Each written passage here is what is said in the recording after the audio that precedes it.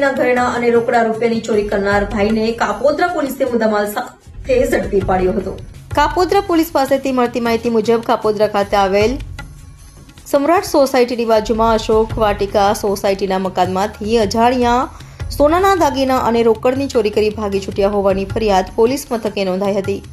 જે ફરિયાદના આધારે કાપોદ્રા પોલીસે તપાસ હાથ ધરી હતી અને ફરિયાદીના સગા સંબંધીઓ તથા અન્યોની પૂછપરછ કરતા ફરિયાદીનો દીકરો શુભમ માંગુકિયા જે અગાઉ ચોરી અને ઠગાઈમાં પકડાયો હોય તેના પર શંકા જતા તેની ઉલટ તપાસ કરતા તે પોલીસ સામે ભાંગી પડ્યો હતો